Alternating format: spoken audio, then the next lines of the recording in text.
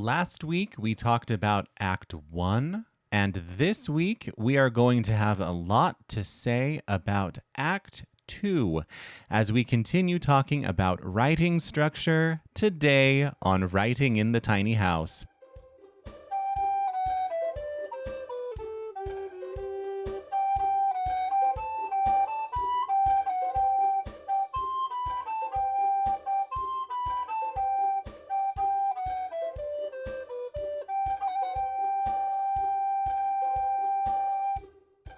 Hello, and welcome back to Writing in the Tiny House. I am your host, Devin Davis, and I am the guy in a tiny house living in northern Utah who is here to share with you the different ways that you can get that work of fiction out of your brain and onto paper, no matter how busy you believe that you are.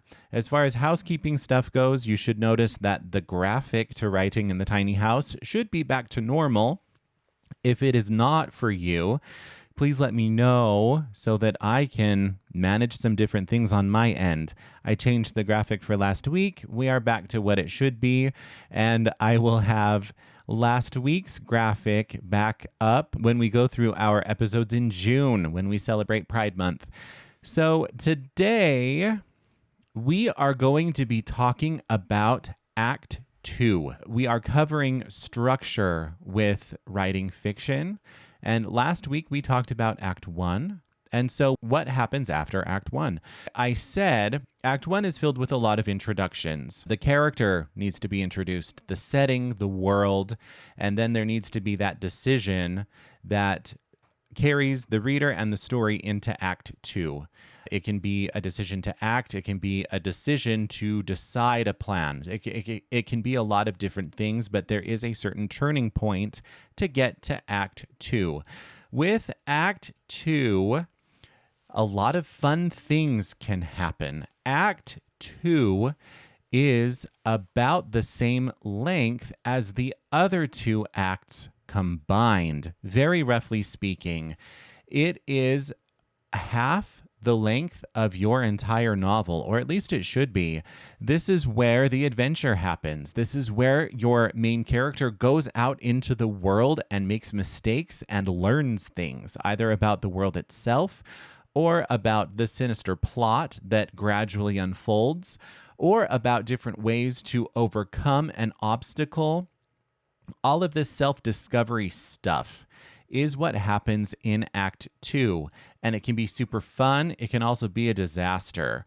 So I think that I said previously with Act 1 that all of this stuff is scalable, which means that in a book, you can have Act 1, Act 2, and Act 3, and you also have the same structure in a trilogy, which means the first book counts as Act 1, the second book, Act 2, and the third book, Act 3. And with all of these, it is really easy to lose track of what happens in Act 2.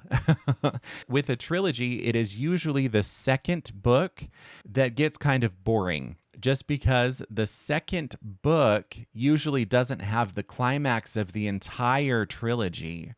Narrowing the scope back down to just one book and the 3 acts within a book, Act 2 doesn't have the climax. Act 2 is all of the rising action to the climax. So that means all of the fun things happen. And basically, this is where you get to step in and start breaking your character's legs. There is a huge problem with Act 2 called saggy middle syndrome. That is when the middle of the book is boring, it is sluggish, it doesn't develop anything. It can be filled with plot holes. It can be filled with plot conveniences. It can also be filled with like segues, with the different directions that the story is pulled into that don't really progress a story arc. It can be the side quests. It can be the piddly little sub characters that don't really play into the overall story, but the author decided to take us there, and you get to ask yourself why. So a lot of times with Act 2 and with the saggy middle syndrome, we start breaking our characters' legs, but we need to have the big picture in mind so that each of the steps and each of the obstacles and each of the self-discovery moments come up to the very end of Act 2, which is another turning point.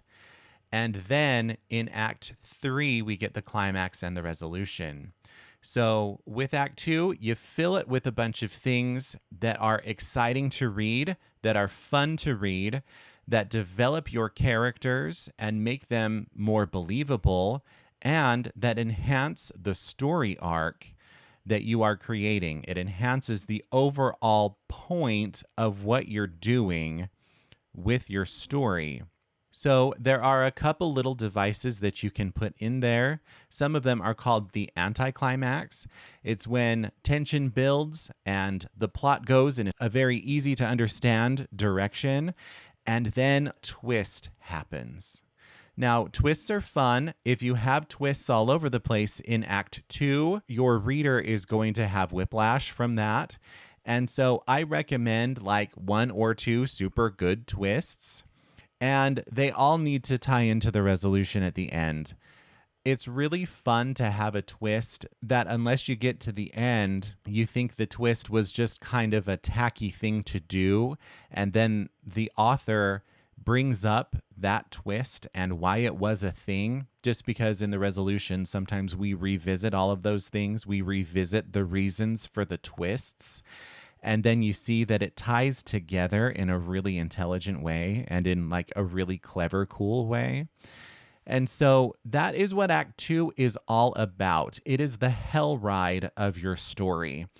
And so if you are writing fantasy fiction, it gets to be super exciting. If you are writing contemporary fiction, it can be just as exciting. But you need to make sure that the story arc is building, that the stakes are also building.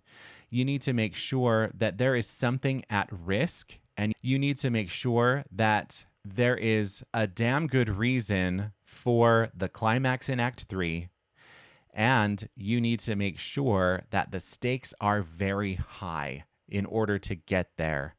Make sure that the characters are struggling. Make sure that they are learning and growing. If you take it easy on your characters and you avoid all those things, first of all, your story will be very easy to write because it's not going to require a lot of brain work from you. At the same time, it will be a drag to read for the very same reason. So go ahead and think about what Act 2 is for your work in progress. In Act 1, think about that turning point, that decision, that choice to move on with the story. That's where Act 2 starts. And then think of the ways that you, in your work in progress, are building the story arc along, are building the characters themselves, and making sure that the stakes are super high. And then when we get to Act 3, which we will talk about next week, make sure that you deliver on all of that in your climax and in your resolution. So with Act 2, saggy middle syndrome, like I mentioned earlier, is a very real thing. It is also completely avoidable. If you are a pantser like me, I'm going to tell you that it's okay to outline. But if you don't know where things are headed in Act 2, it's okay to brainstorm with a friend, even if you don't write things down. It's okay to have that clarity so that all of these major points can be hit on or can be touched on during Act 2 so that you don't get saggy middle syndrome with your book. And that is it for today. Just a reminder that Brigitte, installment 1 of Tales from Vlador, is available on Amazon as an ebook and on Audible and Apple Books as an audiobook. And I provide advance reader copies of these short stories as I release them to my patrons. So become a patron today by visiting patreon.com/writinginthetinyhouse to support both my writing and this podcast. And lastly, be sure to follow me on social media. My Instagram is @authordevin and my Twitter handle is @authordevind. Thank you so much for spending some time with me today, and have fun writing. We will see you next time. Run by copy editor Chrissy Barton, Little Syllables Editing is a reliable resource for anyone looking to improve their manuscript. Chrissy does line edits, copy edits, and the final proofread for experienced writers and newbies alike. Go to littlesyllables.com and reach out to Chrissy today. A link is in the show notes.